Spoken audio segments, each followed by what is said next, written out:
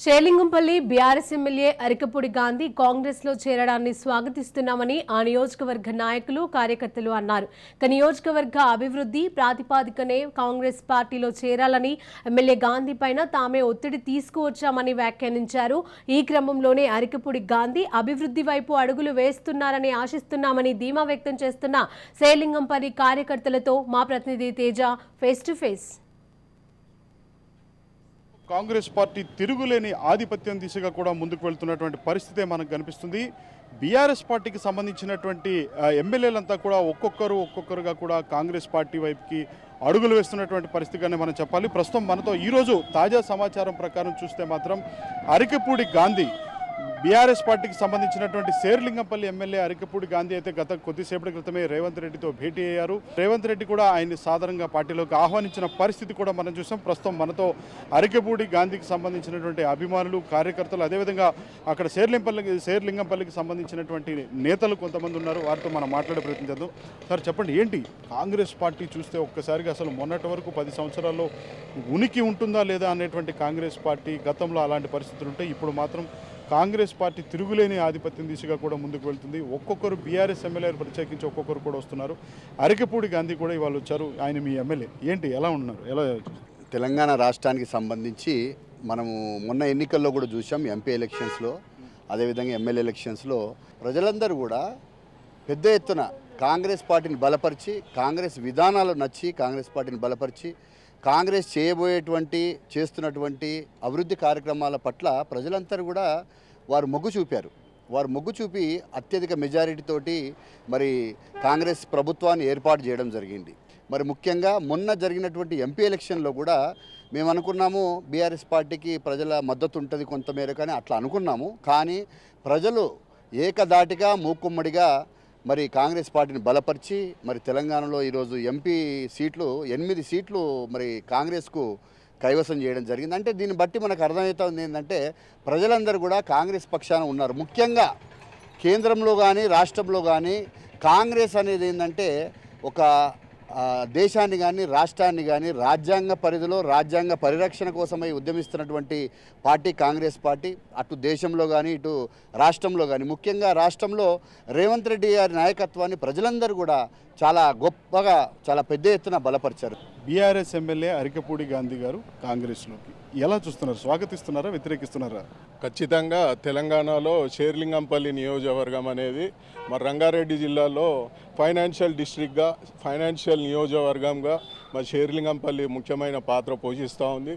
అంతేకాకుండా భారతదేశంలో ఉన్నటువంటి అన్ని రాష్ట్రాల ప్రజలు కూడా షేర్లింగంపల్లి నియోజకవర్గంలో అత్యధికంగా నివాసం ఉన్నటువంటి ప్రాంతం ఇది.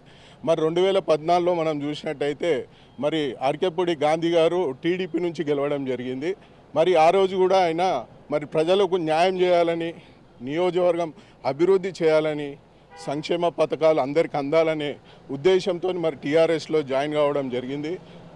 ఈరోజు కూడా సిమిలర్గా మరి షేర్లింగంపల్లి నియోజకవర్గంలో ఉన్నటువంటి అభివృద్ధిని ఇంకా ముందుకు తీసుకెళ్లాలని, అంతేకాకుండా ప్రజల సమస్యలు తీరాలంటే ప్రభుత్వ మనకు ఇది కూడా ఉండాలి అండదండలు. కాబట్టి మా ఎమ్మెల్యే గారు ఖచ్చితంగా మంచి నిర్ణయం తీసుకున్నారని మేము స్వాగతిస్తున్నాం. అదే రకంగా మీ ఛానల్ ద్వారా మేము విన్నపించుకునేది ఏంటంటే మరి మాకు మినిస్టర్ పదవి కూడా మా ఎమ్మెల్యే గారికి ఇచ్చినట్టయితే మరి ఆయన దానికి అన్ని విధాలుగా అర్హుడు. మరి కంటిన్యూస్గా 3 సార్లు ఎమ్మెల్యే గెలిచినటువంటి వ్యక్తి, ఆయనకు మినిస్టర్ ఇచ్చి మీరు కూడా కాంగ్రెస్లో తీసుకున్నట్టయితే ఇంకా బాగుంటుందని మా కార్యకర్తల విన్నపం. అంటే కేవలం ఎమ్మెల్యే గారు ఈ ఒక్కదానికి చెప్పండి అన్న, ఎందుకంటే కేవలం ఎమ్మెల్యే ఒక్కళ్ళే వచ్చి జాయిన్ అవ్వటం కాదు, 4 కార్పొరేటర్లు కూడా వచ్చి జాయిన్ అయ్యారు ఆయనతో పాటు. అసలు ఎలా చూడాలంటే ఈ విధమైనటువంటి ఈ జాయినింగ్ అంటే ఏంటి కారణం ఏమై ఉంటుంది అంటారు? ఖచ్చితంగా అభివృద్ధి అనేది కార్పొరేటర్ల కోఆర్డినేషన్తోనే జరుగుతూ ఉంటుంది ఏ నియోజకవర్గంలో. ముఖ్యంగా మా దగ్గర ఉన్నటువంటి కార్పొరేటర్లు అందరూ కూడా మరి ఎమ్మెల్యే గారు అడుగుజాడల్లో నడుస్తున్నటువంటి కార్పొరేటర్లు. అభివృద్ధి పెద్ద దృష్టిగా మరి ఎమ్మెల్యే గారు గతంలో కూడా ఎమ్మెల్యేలతోని మన కార్పొరేటర్లతో కోఆర్డినేషన్తో అన్ని డివిజన్లను కూడా ముందుకు తీసుకెళ్లడం జరిగింది. అదే రకంగా ఇప్పుడు కూడా అదే హామీతోని మరి కార్పొరేటర్లు అందరు కూడా ఆయన అడుగుజాడల్లోనే నడుస్తేందుకు ముందుగా ఆయన వెనకాల వచ్చి ఈరోజు జాయిన్ కావడం జరిగింది. Thank you. మనం చూస్తున్నాం కదా, ప్రస్తుతం చూసినట్లయితే మాత్రం సీఎం రేవంత్ రెడ్డి నివాసం దగ్గర మనం ఉన్నటువంటి పరిస్థితి. సీఎం రేవంత్ రెడ్డి దగ్గర ఈ నివాసం దగ్గర అయితే మాత్రం ఈ అరికపూడి గాంధీకి సంబంధించినటువంటి నాయకులు, అభిమానులు, అదేవిధంగా ఆయనకి సంబంధించినటువంటి కార్యకర్తల యొక్క కోలాహలం అయితే కనిపిస్తుంది. ఇప్పటికే భేటీ ముగిసినటువంటి నేపథ్యంలో ఒక్కొక్కరు కూడా సీఎం రేవంత్ రెడ్డి నివాసం నుంచి కూడా ఒక్కొక్కరుగా బయటకు వస్తున్నటువంటి పరిస్థితి. వారందరూ కూడా అయితే ఇక్కడ మనతో ఇటు శేర్లింగంపల్లికి సంబంధించినటువంటి మైనారిటీ నాయకులు కూడా ఉన్నారు. మనం మాట్లాడదాం. బీఆర్ఎస్ ఎమ్మెల్యే అరికెపూడి గాంధీ కాంగ్రెస్లోకి ఎలా చూస్తున్నారు? అన్నా కూడా మేము కార్యకర్తలం అందరము డెవలప్మెంట్ అభివృద్ధి కావాలంటే ఇప్పుడు జనాలకు ఏం కావాలి?